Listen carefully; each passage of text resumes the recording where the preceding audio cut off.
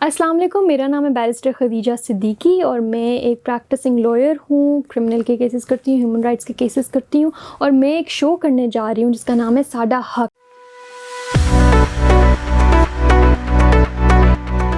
اس شو کے ذریعے میں آپ کی مکمل طور پہ جس طرح سے بھی قانونی رہنمائی اور مدد کر سکتی ہوں وہ میں آپ لوگوں کے لیے کروں گی. آج میں آپ لوگوں سے بات کرنے جا رہی ہوں نکاح نامے کے اوپر، کیونکہ نکاح نامے کو سمجھنا، اس کو پڑھنا ہر ایک کے لیے ضروری ہے جو اس کانٹریکٹ کو سائن کرنے جا رہا ہے. اس کو ہم ایک سول یونین کہتے ہیں کہ یہ دو ایک خاندانوں کا ایک ملاؤ ہوتا ہے، ایک مرد اور ایک عورت، دو ایڈلٹس کا جو ہے ایک یونین ہوتا ہے. تو اس کے لیے بڑا ضروری ہوتا ہے کہ دونوں پارٹیز کو جانتے ہوں کہ وہ کس چیز کو اوپر سائن کرنے جا رہے ہیں. تو اس کے لیے بڑا اہم ہے کہ آپ اپنے نکاح نامے کو، لڑکی بھی اور لڑکا بھی، دونوں ایک ایک کلاز کو پڑھیں. نکاح نامے کا جو پہلے فرسٹ کلاز سے لے کے جو 12واں کلاز ہے وہ تو بڑا سمپل سا ہوتا ہے. اس میں صرف جو ہے پارٹیز کے نام ہوتے ہیں، لڑکے کا نام، لڑکی کا نام، ان کی عمریں، ان کے ID کارڈز کے نمبر، ان کے وکیلوں کے نام جو ان کو ریپرزینٹ کر رہے ہیں، وہ ہوتا ہے. لیکن اس کے بعد جو مین کلازز ہیں جس کے اوپر دھیان دینا بہت ضروری ہے at the time of signing the contract. نکاح نامے کو سائن کرنے سے پہلے دونوں پارٹیز، دونوں فریقین، کیونکہ یہ کانٹریکٹ ہے، جو مرد ہے اور جو عورت ہے، جو لڑکا اور جو لڑکی جو وہ سائن کرنے جا رہے ہیں، وہ ایک ایک کلاز کو پڑھیں. کلاز نمبر 13 سے 16 تک بہت ضروری کلازز ہیں. 13 جو ہے وہ حق مہر کی بات کرتی ہے کہ آیا لڑکی کو کتنا حق مہر دیا جا رہا ہے. یہ جو دونوں خاندان ہیں وہ مل کے بھی ڈیسائیڈ کر سکتے ہیں، لڑکی خود بھی ڈیسائیڈ کر سکتی ہے، کیونکہ ایک طرح سے یہ ایک تحفہ ہوتا ہے، ایک سائن آف رسپیکٹ ہوتا ہے لڑکے کی طرف سے لڑکی کے لیے جو اس کو ملتا ہے. تو وہ نکاح نامے کے تھرو وہ ہمیں پتہ چلتا ہے، کیونکہ اب جب ہم دیکھتے ہیں کیسز میں تو وہ اکثر جو ہے وہ لکھا ہوا کچھ ہوتا ہے، وہ پارٹیز کہہ کچھ رہی ہوتی ہیں کہ جی ہم نے دے دیا ہوا تھا لیکن لکھا ہوا کچھ اور ہے. تو آپ یہ انشور کریں کہ اس پہ ایکوریٹ لکھا ہو کہ کتنا آپ کو موقع پہ نکاح نامہ سائن کرتے ہوئے یا نکاح کے ٹائم پہ کتنا دے دیا گیا. معجل اس کو کہیں گے، معجل آپ کا حق مہر. پھر غیر معجل کہ وہ بعد میں کسی ٹائم یا لڑکی جب اس کو مانگے، کلیم کرے، یا پھر کسی خاوند کی ڈیتھ کے اوپر یا طلاق کے وقت، تو وہ بھی چیز جو ہے وہ مانگی جا سکتی ہے تب. اس کے بعد جو 15 کلاز ہے اس میں دوبارہ سے آتا ہے کہ اگر اسی موقع پہ دیا گیا ہے جس دن نکاح ہو رہا ہے تو کتنا دیا گیا ہے، کہ معجل حق مہر آپ کا کتنا دیا گیا ہے، کہ آپ کو اس وقت کتنا دیا گیا ہے. اس کے بعد کلاس 16 جو ہے وہ بڑا ضروری ہوتا ہے کہ کلاس 16 میں کئی دفعہ ذکر کیا ہوتا ہے کہ جی یہ پراپرٹی ہے، یہ لڑکی کو حق مہر کے طور پہ دی گئی ہے. تو اس میں صرف پراپرٹی کے جو ہے وہ ڈیٹیلز نہیں دی گئی ہوتی، کچھ نہیں دیا گیا ہوتا. بعد میں جب طلاق کی صورت میں یا پھر خلا کے بعد جب وہ کلیم کرنے جاتی ہے لڑکی تو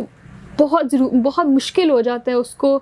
پروف کرنا کہ وہ کون سی پراپرٹی تھی، اس کے کیا ڈیٹیلز تھی. تو وہ اپنا یہ چیز دھیان میں رکھیں کہ آپ جو وہ پراپرٹی آپ کو حق مہر میں لکھی جا رہی ہے اس کی ایگزیکٹ ڈیٹیلز، کہ اس کا کیا ایڈریس ہے، کون سی پراپرٹی ہے، اس کی مکمل جو ہے وہ آپ اس کی ڈیٹیلز ڈالیں تاکہ بعد میں جو پروف کرنے کے لیے کوئی مسئلہ نہ ہو. کیونکہ نکاح نامہ جو ہے وہ ایک کانٹریکٹ ہوتا ہے، وہ جیسے عدالت میں جائے گا اس کے ساتھ ایک پریزمپشن ہوگی کہ یہ صحیح ہے، یہ بالکل ٹھیک، اس میں جو لکھا ہوا ہے وہ پڑھ کے انہوں نے سائن کیا تو وہ ٹھیک ہے.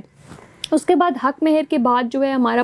کلاس 17 آتا ہے. کلاس 17 جو ہے وہ اکثر خالی ہوتا ہے، اس کو کاٹا بھی نہیں ہوتا، وہ بلینک ہوتا ہے. کلاس 17 کیا ہوتا ہے کہ کیا اگر کوئی خاص آپ کی شرائط ہیں، شرائط کیا ہو سکتی ہیں کہ جی اگر آپ چاہتی ہے، لڑکی چاہتی ہے کہ میں نکاح نامے میں یہ لکھوں کہ میں شادی کے بعد جو ہے وہ کام کرنا چاہتی ہوں تو وہ یہ ڈال دے. اگر لڑکی لیٹس سے چاہتی ہے کہ جی اس کو شادی کے بعد ہر مہینے جو ہے وہ اتنی مینٹیننس، اتنا نان نفقہ جو ہے وہ دیا جائے تو وہ ڈلوا سکتی ہے.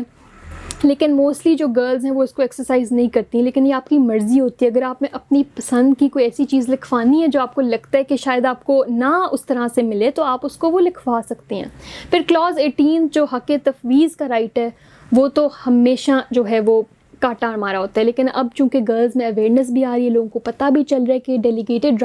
رائٹ آف طلاق ہے جو لڑکی بھی ایکسرسائز کر سکتی ہے، تو اس میں وہ ڈالتے ہیں. تو اگر آپ یہ بھی ڈالیں تو یہ ایک طرح سے آپ کے لیے سیکیورٹی بھی ہے، کیونکہ بعد میں جب حق مہر کی واپسی کی باری آتی ہے تو وہ خلا کے ٹائم اس کو فرگو کرنا پڑتا ہے. 25% جو ہے وہ پرومپٹ ڈاور کا جو اسی وقت دیا ہوتا ہے، اور 50% آف دا ڈیفرڈ ڈاور جو بعد میں دینا ہوتا ہے. تو وہ اب فیڈرل شریعت کورٹ کی ججمنٹس کے بعد تو اب وہ بالکل ہی سارا ہی فورگو کرنا پڑے گا, سارا ہی گیو اپ کرنا پڑے گا خلا کی صورت میں. اس لیے کلاز 18 کا جو ہے مکمل طور پہ فائدہ اٹھائیں, کیونکہ یہ ہمارے قانونی طور پہ ہمارے نکاح نامہ میں موجود ہیں. اگر تو یہ موجود نہ ہوتی, ان کو نکال دیتے تو ہم اس کے بارے میں بات نہ کرتے, لیکن اگر یہ موجود ہے تو اس کو یوز کرنا جو ہے وہ ہمارا فرض ہے کہ ہم اس کو یوز کریں, خدا نخواستہ اگر موقع آئے.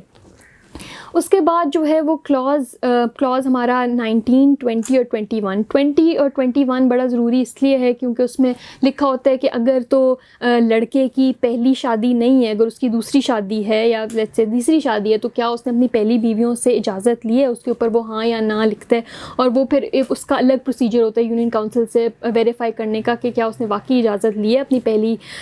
وائف سے. اس کے بعد کلاس 20 جو ہے وہ یہ کہتا ہے کہ اگر کوئی نان نفقہ کی مینٹیننس کی کوئی خاص شرائط ہیں, یا کوئی اس نے پراپرلی وہ آپ نکاح نامے کے ساتھ اس کو انیکس کرتے ہو کہ جی یہ چیزیں جو ہیں وہ نکاح نامے کے ساتھ ہمیں لڑکی کو ہر مہینے یا نان نفقہ کی کوئی بھی شرائطوں وہ ملیں گی. اس کے علاوہ ایک اور ہمارا برائڈل اینڈ ڈاوری ایکٹ ہے جو کہ ہمیں کہتا ہے کہ جو لڑکی اپنے ساتھ جس کو ہم جہیز کہتے ہیں, جو کہ ایک بڑا ہمارے معاشرے میں بڑا عام ہے کہ لڑکی اپنے ساتھ جو ہے وہ گھر کے لیے اپنے جو گھر بسانے آ رہی ہوتی ہے اس کے لیے فرنیچر بھی لاتی ہے, چیزیں بھی لاتی ہے, ماں باپ اپنی خوشی سے دے رہے ہوتے ہیں, کہتے ہیں جہیز نہیں ہے, ہم اپنی خوشی سے آپ کو دے رہے ہیں.